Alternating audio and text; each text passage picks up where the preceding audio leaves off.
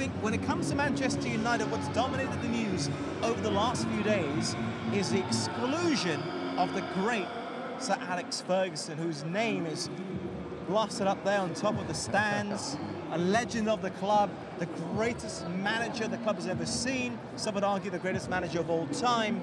Now that he's been taken away from the ambassadorial role, do you think that's the correct decision? Where do you stand on this, Fraser Campbell?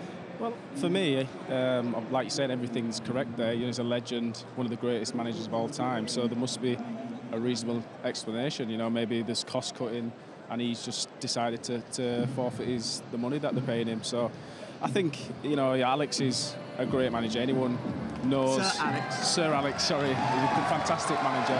He means so much to this football club. Hopefully, I'd like to think that it's not ended in any kind of bitter way. Simo? Yeah, obviously, as Fraser said, Sir Alex is, like you said yourself, is one of the best managers in the world.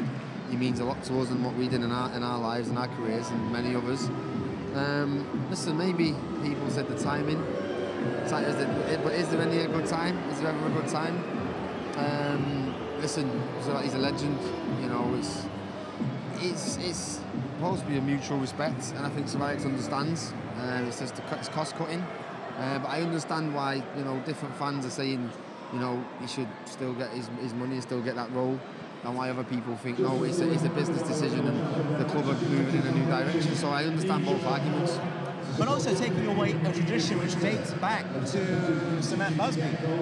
The ability to go into the dressing room, that's also been taken away from him. Yeah, well, you know, like Simo says, it must be a business thing because, you know, his experience is... But how is it a business when he can't go in and see the team and have a few words? That is just a personal thing, I think, with the manager and his staff, I think. I don't know. It's hard to put a finger on it because we're all just guessing from the outside. How often did he actually go into the dressing room? He might have not been in there for the last few years, so who knows? But, I agree. You'd like to think that you'd want him in and around the players, in and around the club, wherever he wants to go, just let him go because he's Sir Alex. I'll tell you what, it tells you no one's safe because if they can make that decision with the man that built this club from where it was to where it is now, and done everything for this club. So yeah, they've set the stall out so that obviously now that, you know, other people after him or underneath him, you know, they've got to watch themselves because they're not messing about, and they obviously have a clear direction where they want this club to go, and you know, to make that decision and it be public, yeah, they don't care. It's the business people. Yeah, and I guess for Sir Alex, he's always been a company man, I guess you could say. If that's the decision the club wants, he'll probably take it. Yeah, he's lived and breathed this football club for a long, long time. So I'm sure, you know, he'll have the club's best interest at heart, and you know, it might actually save a few players from Fergie's hairdryer. You know, maybe his hairdryer was running a bit too hot, so that to keep him back a little bit. But yeah, he's a legend. I'm sure he'll find a way to make it work. This is a bit of a hypothetical, but going back to the idea of him coming to the changing room, not as the manager that he's retired, but just as Sir Alex Ferguson, would you like that if you were Manchester United right now, having an icon walking in? Yeah. It would have been a good thing, right? Yeah, I don't see why not. And I think if you ask, it's a difficult one because you ask the manager, you know, does it undermine the manager? We're not sure, but as a player, even an ex-player, doesn't have to be the legend that's Sir Alex. Anytime anyone came back and we're in the dressing room, you need a little boost, or you need a little bit of a talking to, or some inspirational words.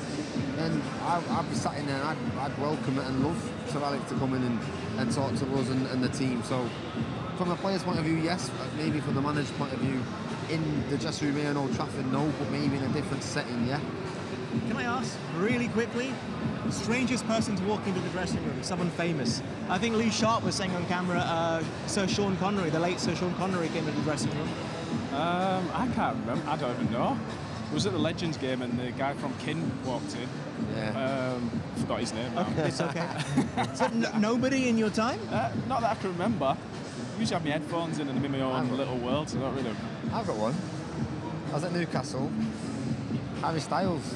Harry Styles? Yeah. Came in. He knew someone that did some stuff for the players, the player liaison. And Harry Styles came in and I've got a picture of him, and then he's at the training ground. I've got pictures of me playing with, training with him. Is he good? Can't really remember. Sorry. That's a no. Yeah. That's a polite, absolute not. Yeah, I'm not sure what. I can't remember what the link was, but do you know when it's like, where's this come from? Because he's not a Geordie. So yeah, that's one that can stick out for me.